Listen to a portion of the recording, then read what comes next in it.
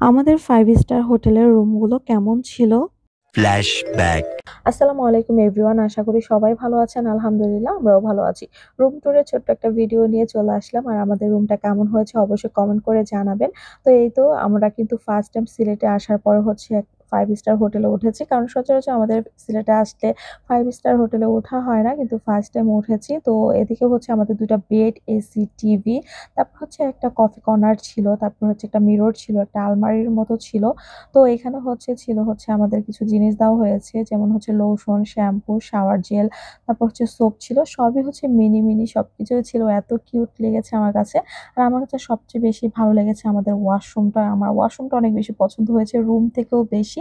আর এখানে মিনি একটা ফ্রিজও ছিল। ফ্রিজটা কত কিউট ছিল দেখেন, অনেক কিউট লাগতেছে।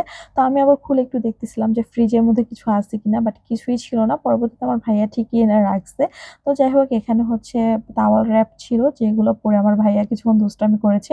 না টেনে পুরো ভিডিওটা দেখবেন, তাহলে বুঝতে পারবেন যে আমার ভাইয়া টাওয়াল পরে কি করতেছিল। যাই হোক, এটা ছিল আমার ভাইয়ার রুম। তো আমাদের ছিল একটা রুম আর আমার ভাইয়ার ছিল। আমাদের হচ্ছে ডাবল বেড ছিল। ভাইয়ারটা হচ্ছে সিঙ্গেল বেড, যেটা হচ্ছে আমার মামার ভাইয়া ছিল। তো ভাইয়ার ওয়াশরুমটা আর আমার ওয়াশরুমটা সেম, বাট ভাইয়ার রুমটা আমার কাছে অনেক বেশি ভালো লাগছে। কারণ হচ্ছে ভাইয়ার রুমে হচ্ছে ড্রেসিং টেবিল ছিল। তো যাই হোক, এই যে ভাইয়ার রুমটা কেমন হয়েছে অবশ্যই কমেন্ট করে জানাবেন। এখন আমরা চলে যাব সুইমিং এ গোসল করার জন্য। তো আমরা হচ্ছে লিফটে উঠে পড়েছি আর এখানে আমরা সবাই মিলে দুষ্টামি করতেছিলাম। এটা ছিল আমার ছোট মামা। তো খুবই মজা করতেছিলাম। তারপর এখন হচ্ছে চলে গেছি হচ্ছে সুইমিং এ গোসল করার জন্য। তো সুইমিংটা ছিল একদম ১৫ তলা। ফার্স্ট টাইম ১৫ তলায় উঠে এরকম একটা ভিউ দেখলাম। মাশাআল্লাহ, অনেক বেশি সুন্দর ছিল। তো আপনাদের কাছে কেমন লাগছে অবশ্যই কমেন্ট করে জানাবেন।